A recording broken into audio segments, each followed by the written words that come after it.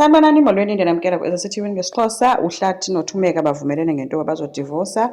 uThumeka kumxelela uHlathi into yoba ukhumbule uba sitshate in community of property, so yonke into sizoya 50-50. uHlathi ke uthe ke idivorce yena kunyanzelekanga into yoba ibe yinto embi, funa nje yena i-peace kuphela, esitsho ke into yoba yho 21 years wonke ke uhambe nje mahala ngolu hlobo. Ethi ke funeka sixelele nefemeli. UYanga ke uthe xa ebabona bethethayo bebambene ngezandla wacinga into yoba bayavana, bathetha kamnandi. Wavuya ke bona abazali bakhe bebambene, kanti ngelo xesha bathetha ngale nto. uHlathi ke uke wathetha noYanga ke embuza ke ngeento zesikolo uba kuhamba kanjani esikolweni. Emcela ke into yoba zaklini ancedise umama ke kuyo yonke into eza kwenzeka.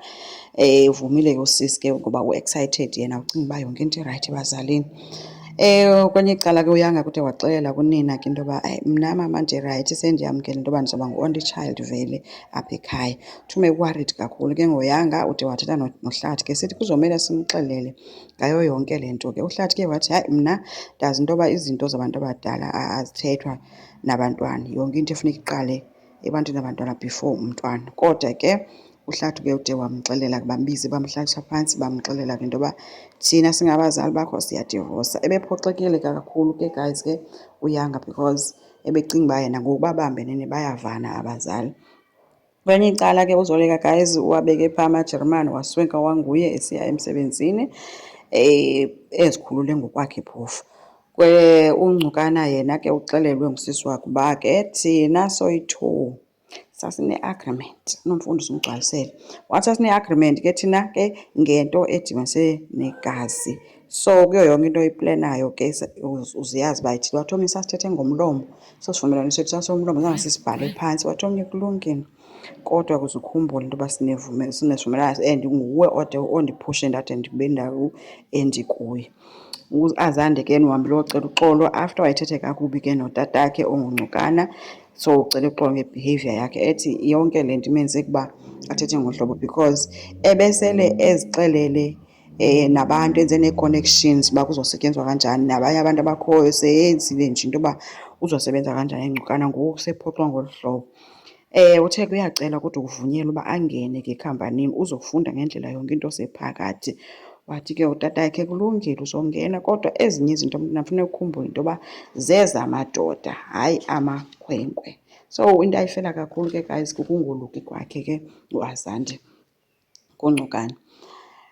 uZondo ke yena guys andithi wayenza i-peace with iNgcukanas, I mean with iKhusela, akasabaleqi ngoku sedicayide into yoba makaziqale umsebenzi wakhe onguwakhe ke.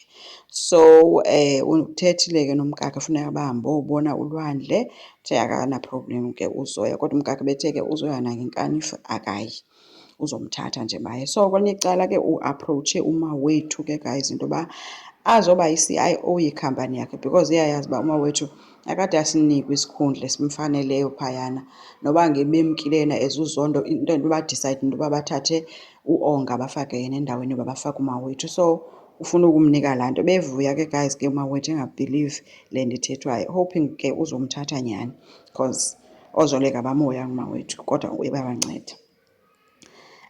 Kwelinye icala ke uAzande ke uthi ke kunina uyazisola ngokubuya eAmerica ngoba yonke le nto ayimsebenzeli. uLazarus ngapha wayengcono ngoku wayengekho uZoleka, kodwa ngoku ungomnye umntu. Uthi naye utata ngapha uNgcukana xa ejonga uZoleka umjonga ngathi ngoyena mntu ongumyeni wakhe, uthi ungafunga uba oyena mntu othandana noZoleka nguye apha endaweni kaLazarus.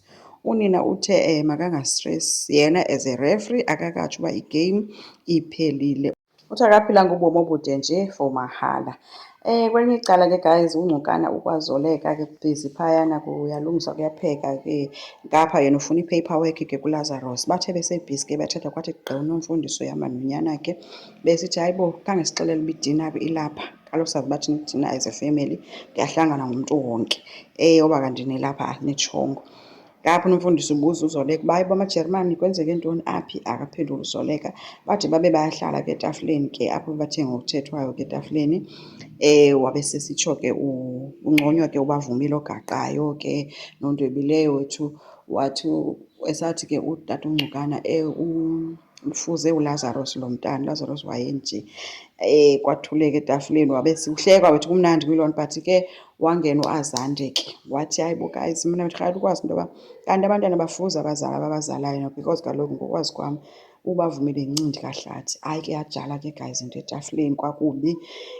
Ngapha wabe sithi lo mntana utshintsha itopic, usisika Lazarus uthe satshintsha itopic noNceba, wabe sithi naye urejiste ikhampani yakhe as Ingcukana Attorneys. Wangena kuye kwakhona uAzande wathi hayibo, kanti bengafanelanga uba yiTshwete Attorneys na? Ngoba ngokwazi kwethu wena kaloku utshate noThobela Tshwete, okanye ikhona into ongasixeleli yona? Hayi ke yaphela kanjalo ke leyo. Wasuka naye ngapha unina kaAzande wangena kuZoleka wathi wena kutheni unganxiba amajeremane, ngubani owakukhulula? Because kaloku wayekubhinqisile ndim.